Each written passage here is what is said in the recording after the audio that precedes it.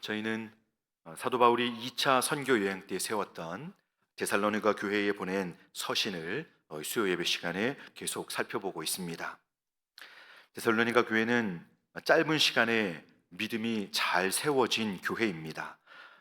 그렇게 세워진 지 얼마 안 되었음에도 불구하고 믿음으로 소문이 난 교회가 되었다는 것은 참 놀라운 일입니다. 하지만 사도 바울이 3주간 복음을 전하여 믿게 된 성도님들이기 때문에 이 진리에 대해서는 하나님의 말씀을 충분히 아는 일에 있어서는 좀 보완이 필요했습니다. 오늘은 이제 데살로니가 교회가 가지고 있는 그 종말론을 둘러싼 내용들에 대해서 함께 생각을 해보고자 합니다. 저희는 이전 시간에 예수님의 재림이 이제 있게 될 때 어떤 일이 일어날지에 대해서 생각을 해보았습니다.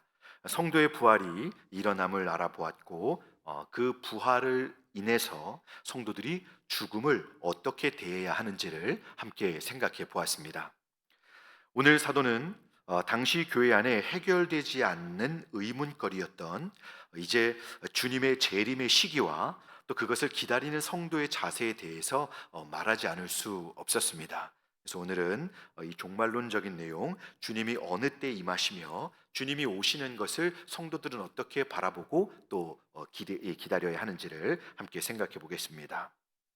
오늘 1절 보면 형제들아 때와 시기에 관하여는 너희에게 쓸 것이 없다라고 사도는 이렇게 말씀을 했습니다. 여기 때와 시기라고 번역된 단어는 이런 의미입니다. 앞에 이 때라고 하는 것은 일정한 기간을 의미하는 것이고요. 뒤에 그 시기라고 하는 것은 어떤 사건이 일어나는 시점을 가리키는 것입니다. 그러니까 여기 때와 시기는 바로 예수님의 재림의 때까지 얼마의 기간이 남았느냐라고 하는 걸 물어보는 것이고 또 그 정확한 일시는 언제입니까? 라고 하는 것을 물어보는 것입니다. 사실 이 질문은 예수님께서 승천하시기 전 주님의 제자들도 궁금해하면서 예수님께 질문을 드렸던 것입니다. 마찬가지로 데살로니가 교회 성도들에게도 이 내용은 큰 관심이었습니다. 그런데 사실 이 문제는 그 제자들과 데살로니가 교회 성도들만 궁금해하는 것이 아닙니다. 오늘 저희도 그렇고 우리나라에도 이것으로 인해서 큰 사건들이 있었습니다. 저희가 기억하고 있는 바 이전에 다미 선교의 사건이 있었습니다. 전에도 한번 언급을 했었는데요. 제가 참고하고 있는 이 교수님의 책에 이 사람들에 대한 일화가 있어서 조금 한번 이 부분을 좀 소개해 드려보면 1992년 10월 28일에 예수님이 이제 공중 재림하신다라고 주장했던 다미 선교회는 이 수많은 사람들이 이제 이 시한부 종말론으로 이제 현혹되어서 그들에게 직장도 그만두고 재산까지 다 전부 이렇게 갖다 바쳤습니다. 하지만 재림도 휴거도 그들이 말했던 것은 하나도 이루어지지 않았습니다. 그런데 당시 이 사람들이 굉장히 어떻게 좀 유명한 그런 상황이 있었기 때문에 당시 신학생들과 토론회가 있었다고 합니다. 근데 이제 다가올 미래를 대비하라는 그런 내용으로 이 다미성교의 대표였던 이장님 목사 이 이장님 씨가 당시 굉장히 좀 이렇게 유명세를 타고 있었는데요. 이미 돈을 많이 모았습니다. 저는 몰랐던 내용인데요. 그때 당시 이분이 벤츠 승용차와 7억이 넘는 아파트를 샀다고 합니다. 성도님들은 주님이 오신다고 모든 재산을 정리해서 다 갖다 바쳤는데 그것으로 벤츠 승용차를 사고 7억이 넘는 아파트를 샀다고 합니다. 그래서 한 신학생이 물어봤습니다. 왜 벤츠를 샀습니까? 라고 물었더니 주님이 오시면 태워드리려고 샀다고 이렇게 말을 했다고 합니다. 또 다른 학생은 곧 주님이 오신다고 하는데 그 아파트를 저를 주시면 안 될까요? 이렇게 물어본 일화가 있었다고 합니다. 결국 이 이장님 씨는 사기죄로 감옥에 들어가게 되었습니다. 분명한 사실은 사람은 어느 누구라도 그 주님이 다시 오시는 그 때와 시기에 대해서는 알 수 없다는 것입니다. 사도는 이것을 오늘 성경에 단호하게 말씀해 주고 있는 것입니다. 저희 다 같이 1절과 2절 말씀을 한번 같이 읽어볼까요? 자, 시작.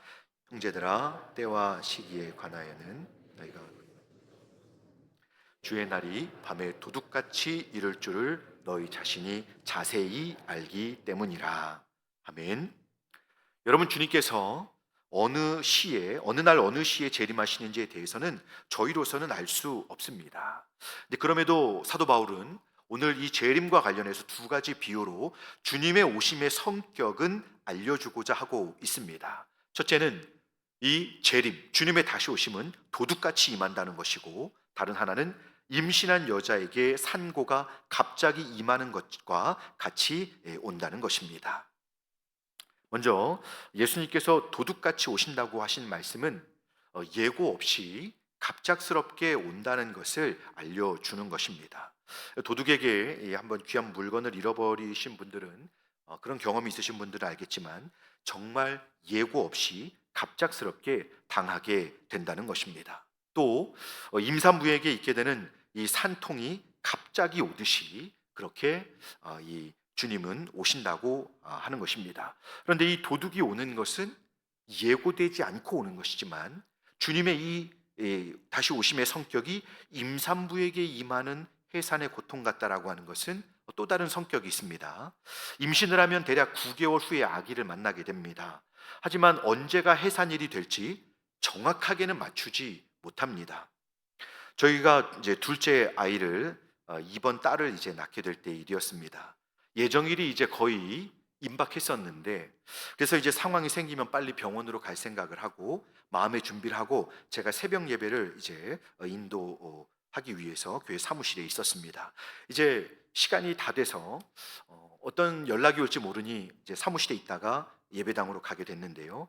설교 준비를 다 해가지고 이제 사무실 문을 나가려고 하는데 뒤늦게 전화벨이 울리는 겁니다. 여러분, 꼭 그런 전화는 뭔가 받기가 좀 이렇게 느낌이 먼저 쎄하잖아요. 느낌이 있습니다. 이거 지금 받으면 뭔가 있을 것 같은데, 그날도 아니나 다를까 전화를 받았는데 네, 양수가 터진 겁니다. 그래가지고 이제 수요 예배가 아니어서 감사했습니다. 무슨 정신으로 새벽 예배를 인도했는지 모르게 그 새벽 예배를 빨리 인도하고 집으로 차를 몰고 달려갔습니다. 갔더니 이미 양수가 터져가지고 물이 막 나오고 있는 거죠. 이제 그때 알았습니다. 야, 이게 예정일이어도 이게 언제 어떻게 상황이 펼쳐질지는 이건 진짜 모르는구나. 주님의 비유가 너무 정확한 것입니다. 해산의 고통은 그날 예정일이 있어도 정확한 때는 알 수 없는 것입니다. 이처럼 주님의 재림도 갑작스러운 면은 있지만 예고가 된 것입니다. 그렇죠? 주님이 오신다고 약속하셨습니다. 일단 예고가 되어 있는데 언제 오시는지는 정확하게 알 수가 없는 것입니다. 그런데 일단 주님이 오시면 어느 누구도 피할 수 없는 역사의 마지막이 되는 것입니다. 그러니 믿지 않고 이 주님의 재림을 맞닥뜨리는 사람은 멸망과 재앙의 날이 되는 것입니다. 그런데 본문 4절에서 바울은 저희에게 조금 다른 말씀을 하고 있습니다. 먼저 우리 4절과 5절을 한번 읽어볼까요? 시작. 형제들아, 너희는 어둠에 있지 아니하매 그날이 도둑같이 너희에게 임하지 못하리니 너희는 다 빛의 아들이요 낮의 아들이라. 우리가 밤이나 어둠에 속하지 아니하나니. 아멘. 사도는 이 주님의 이 재림의 때와 시기에 대해서 알 수 없다는 점을 먼저 명확하게 해놓고, 우리 그리스도인들에게는, 성도들에게는 그렇게 도둑같이 오시는 것이 아니다라고 말씀을 하고 있습니다. 근데 앞에서는 도둑같이 임한다라고 얘기하고 뒤에서는 아니라고 하니까 좀 이상하지 않습니까? 앞에서는 도둑같이 임한다라고 했는데 또 아니다라고, 우리에게는 아니다라고 이렇게 말씀하시는 이유가 무엇일까요? 여러분, 왜 이렇게 말씀을 하시냐면 저희들의 소속이 달라졌기 때문입니다. 오늘 사도 바울은 본문에서 주님을 믿지 않는 불신자들과 저희 성도들을 분명한 대조를 통해서 구분을 하고 있습니다. 불신자들은 어둠에 속했고, 또 5절에서 보니까 밤에 속했고, 7절에서는 자는 자들은 밤에 자고 취하는 자들은 이제 밤에 취한다고 이렇게 말씀을 합니다. 반면 성도들은 4절에서 어둠에 있지 않다고 말씀하면서 5절에서는 빛의 아들이요 낮의 아들이라, 우리가 밤이나 어둠에 속하지 아니한다라고 말씀합니다. 또 8절에서는 우리는 낮에 속하였으니 이렇게 말씀하고 있습니다. 성경은 신자와 불신자의 차이를 빛과 이 어둠에 비유하는 경우들이 많습니다. 세상은 어둠으로 가득 찬 캄캄한 밤과 같습니다. 사탄이 지배하고 생명과 소망도 또 미래도 없습니다. 하지만 하나님께서 왕으로 다스리시는 영역에는 빛이 있고 생명이 있습니다. 이곳은 하나님의 보호하심이 있는 것이죠. 그래서 성도들은 바로 이 어둠의 영역에 있다가 이제 예수 그리스도를 믿고 구원을 받게 되니 그들이 어둠의 왕국에서 벗어나서 빛의 나라로, 하나님의 나라로 옮겨지게 되었다는 것입니다. 소속이 바뀐 것이죠. 자, 이 내용을 정확하게 표현하고 있는 말씀을 한번 같이 읽어보겠습니다. 골로새서 1장 12절에서 14절 말씀을 우리 한번 한 목소리로 읽어볼까요? 시작. 우리로 하여금 빛 가운데서 성도의 기업의 부분을 얻기에 합당하게 하신 아버지께 감사하게 하시기를 원하노라. 그가 우리를 흑암의 권세에서 건져내사 그의 사랑의 아들의 나라로 옮기셨으니 그 아들 안에서 우리가 속량 곧 죄사함을 얻었도다. 아멘. 예수님을 믿는다는 것은 사실 외적으로는 세상 사람들과 그렇게 크게 다르지 않아 보입니다만, 여러분, 저희 눈에는 이 영적인 변화의 실제가 잘 보이지 않지만, 여러분, 이렇게 엄청난 영역의 변화가 주어지는 참된 구원의 길이 있다는 것을 믿으시기 바랍니다. 예수 그리스도를 믿는 것은 여러분 정말 대단한 일입니다. 예수 믿는 것을 아무것도 아닌 것처럼 여기는 사람들이 있는데요, 예수 믿는 것이 얼마나 엄청난 영역에 이 구원의 길이 담겨져 있는지 사람들이 이 은혜의 영역을 몰라서 그렇지, 예수를 믿는 것은 엄청난 일입니다. 흑암의 권세에서 옮기셔서 하나님의 사랑의 아들의 나라로 옮겨주신 것입니다. 그래서 새벽에도 말씀드렸지만 교회의 외관과 성도들의 외적인 모습들이 지극히 연약하고 또 단순하고 초라해 보여도 결코 초라하거나 작은 일이 아닌 것입니다. 그래서 이제는 예수님을 믿음으로써 영원한 삶의 영역이 달라지고 완전한 구원의 결과가 주어진다는 것을 저희가 믿고, 저희는 이 구원에 합당한 삶을 살아야 한다는 것입니다. 주님이 재림하실 때 이제 저희는 그분을 두려움으로 또 공포스럽게 맞이할 것이 아니고, 저희는 우리를 구원하신 사랑의 하나님으로, 아버지로 또 우리의 주님으로 그분을 만나게 된다는 것입니다. 주님의 재림을 말하니까 너무 먼 이야기 같은데요, 사실 이렇게 말씀을 선포하시는 이유는 사도는 멀리 내다보는 이 믿음의 삶의 실제는, 주님의 다시 오심을 바라보는 실제적인 성도의 삶은 바로 오늘 하루를 하나님 안에서, 하나님 앞에서 충실하게 살아야 한다는 것입니다. 구원을 받은 자로서의 합당한 삶을 오늘 내 삶의 자리에서 충실하게 살아내야 한다는 것입니다. 이것이 멀리 구원의 주님의 오심을 바라보는 사람이, 성도가 오늘을 믿음으로 살아가는 삶의 실제 모습이라는 것입니다. 자, 그러면 이 놀라운 구원을 받은 성도들의 삶은 이 종말을 대하는 삶에서 어떻게 나타나야 할까요? 어둠에 속한 자들은 당연히 어둠에 속한 열매를 맺습니다. 그러나 빛에 속한 자들은 빛에 속한 이 삶을 살게 되는 것입니다. 그래서 사도는 오늘 본문에서 이렇게 권면하는 것입니다. 우리 6절 말씀을 같이 읽어볼까요? 시작. 그러므로 우리는 다른 이들과 같이 자지 말고 오직 깨어 정신을 차릴지라. 아멘. 자, 이 성도들은 빛의 아들, 낮의 아들이 되었기 때문에 대낮에 이 빛에 합당한 삶을 살아야 한다는 것입니다. 어떻게 해요? 낮에 속한 자이기에 영적으로 깨어 있어야 한다는 것이고, 둘째, 정신을 차리는 것 혹은 이 근신하는 것은 행동을 절제하고 조심해야 함을 의미하는 것입니다. 사실 이 권면은 예수님께서 먼저 하셨던 말씀입니다. 복음서에도 있고 또 이제 계시록에도 나오게 되는데요, 이 시간에 한번 요한계시록 16장 15절 말씀을 같이 한번 읽어보도록 하겠습니다. 요한계시록 16장 15절 말씀 시작. 보라, 내가 도둑같이 오리니 누구든지 깨어 자기 옷을 지켜 벌거벗고 다니지 아니하며 자기의 부끄러움을 보이지 아니하는 자는 복이 있도다. 아멘. 저희는 이 예수님의 말씀을 허투루 들어서는 안 됩니다. 오늘 본문은 그러면 이제 저희는 주님의 재림이 두려운 날이 되지 않게 하기 위해서 어떻게 살아야 할까요? 영적으로 깨어 있으라는 것입니다. 깨어 있는 자는 벌거벗고 다니지 않고 항상 옷을 입고 지내기 때문에 수치를 면할 수 있는 것입니다. 깨어 있어서 옷을 지키라는 것은 성도의 신분을 잘 지키라는 그런 의미가 있습니다. 반면에 벌거벗고 있다가 수치를 당한다는 것은 성도임에도 불구하고 신자답지 못하게 사는 것을 의미합니다.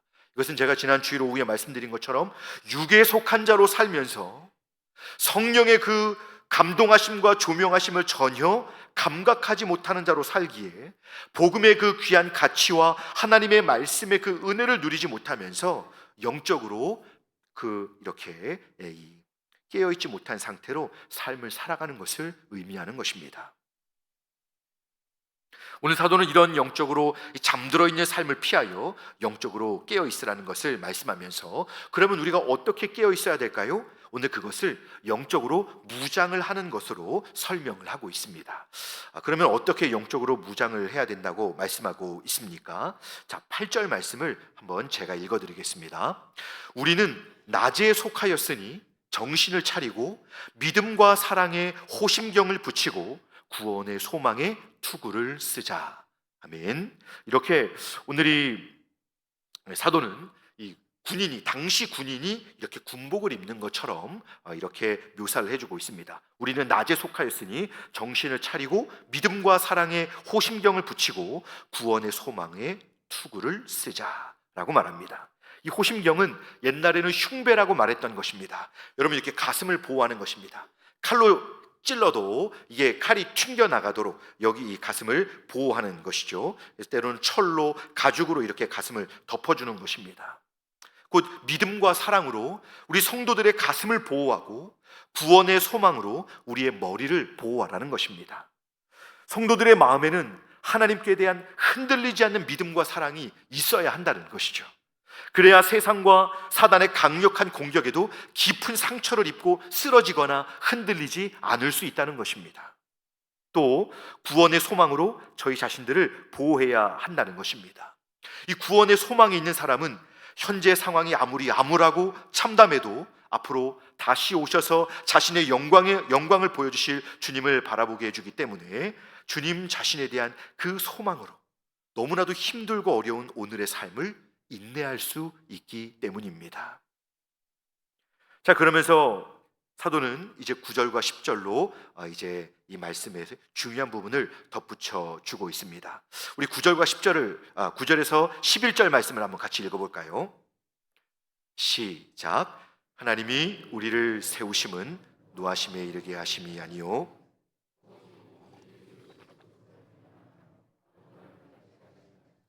예수께서 우리를 위하여 죽으사 우리로 하여금 깨어 있든지 자든지 자기와 함께 살게 하려 하셨느니라. 그러므로 피차 권면하고 서로 덕을 세우기를 너희가 하는 것 같이 하라. 아멘. 재림에 대해서 생각을 할 때 사뭇 두렵게 생각해서 자신을 가혹하게 억압하거나 다른 사람들을 괴롭게 할 수 있기 때문에 사도는 주님이 재림하실 때 저희를 향하여 가지고 계신 목적을 분명하게 밝혀주고 있습니다. 당시 데살로니가 성도들의 삶은 사실 너무 괴롭고 힘든 삶이었습니다. 주님을 믿고 죽은 사람들은 어떻게 되는지 너무 궁금했었던 것을 우리가 앞에서 살펴봤습니다. 이 환난을 피해서 지금 살아는 있는데 도무지 끝이 보이지 않는 그 고난 속에서 너무 힘든 것입니다. 내가 잘 살고 있나? 이렇게 사는 것이 진짜 사는 길이 맞나? 많은 고민과 어려움들이 있었습니다.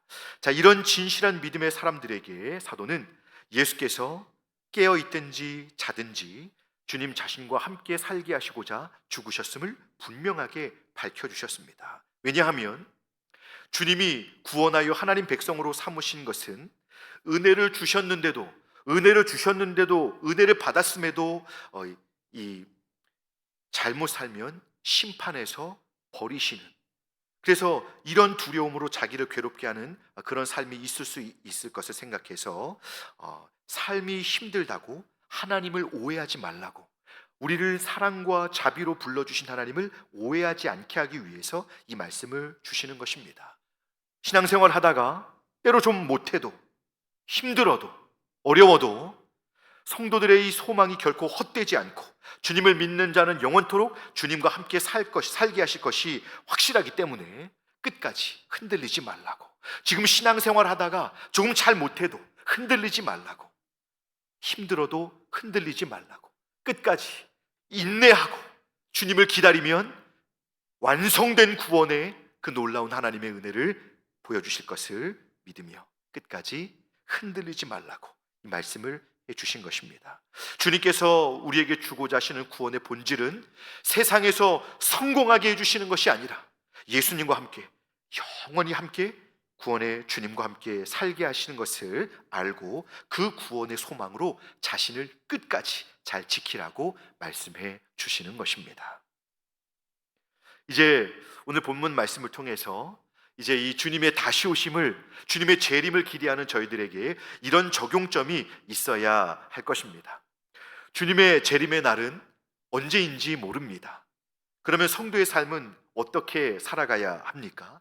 먼저 주님의 재림이 언제인지 알려 하지 말고 오히려 언제가 되든, 주님이 언제 오시든, 오늘이 됐든 내일이 됐든 언제 오시든 상관없이 저희가 예수님을 믿어서 빛의 자녀가 되었음을 알고 믿음과 사랑으로 우리 가슴을 채우며 구원의 소망을 가지고 오늘 이 빛의 열매를 현재의 삶에서 진실하게 천천히 맺어가면 되는 것입니다. 에베소서 5장 8절에서 9절은 이렇게 말씀합니다. 자, 우리 한번 같이 읽어볼까요? 시작. 너희가 전에는 어둠이더니 이제는 주 안에서 빛이라. 빛의 자녀들처럼 행하라. 빛의 열매는 모든 착함과 의로움과 진실함에 있느니라. 아멘. 하나님의 백성들이 오늘을 살아가면서, 현재의 삶을 살아가면서 주님의 구원을 받은 자로서 어떻게 살아야 합니까? 빛의 자녀된 자들의, 성도들의 삶은 어떠해야 된다고요?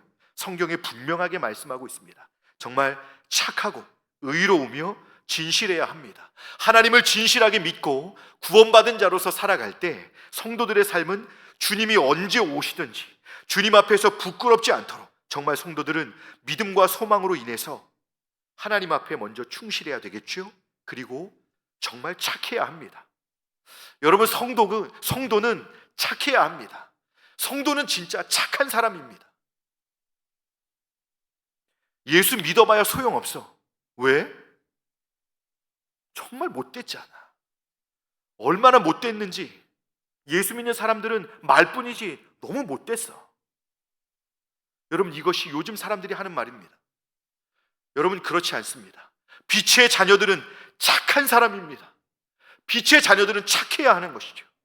그리고 의로우며 진실한 사람들입니다. 성도는 누구보다 거짓말을 잘하는 사람이 되어서는 안 됩니다. 그리고 믿는 자로서 선한 의도와 목적과 더불어 그 과정도, 결과도 의로운 방법을 따라서 살아가는 자들입니다. 게으르고 나태하며 불성실하며 자꾸 사람들을 속이고 이용해 먹으려고 하고 비방하고 무시하는 그런 태도는 빛의 사람들이 가질 열매가 아닙니다. 장래의 소망을 가진 자로서 정말 모든 사람 앞에서 진짜로 착하고 의롭고 진실한 자로서 참되게 살아가면서 예수님을 기다리는 사람으로 하나님을 기쁘시게 하는 저와 여러분들이 되실 수 있기를 주님의 이름으로 축복합니다.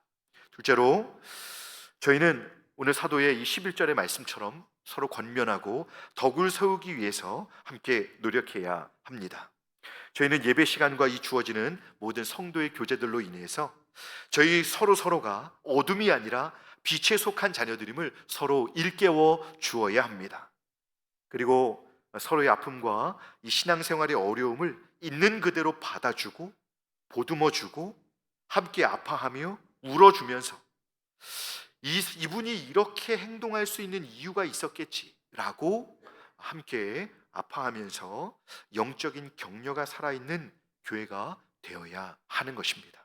그럴 때 주님의 다시 오심과 다가오는 미래를 준비하는 교회로서 저희 이 믿음의 공동체는 건강하게 세워져 갈 것입니다.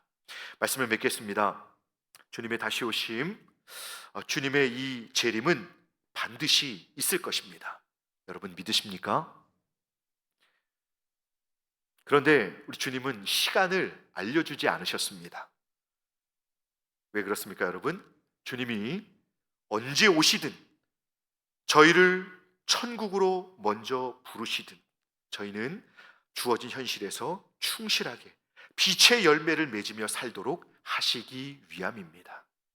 비록 강력한 세상의 견제가 있을 것이지만 하나님께서 도와주실 것이고, 또 저희는 교회 안에서 이런 영적인 상황을 서로 일깨워주고 함께 권면하면서 빛의 열매를 풍성히 맺는 삶을 저희가 함께 살아갈 수 있을 것입니다. 빛의 자녀로서 충실하게 각자에게 맡겨진 삶을 살아내므로 주님의 다시 오심을 기다리는 복된 성도님들이 다 되실 수 있기를 주님의 이름으로 축복합니다. 기도하겠습니다.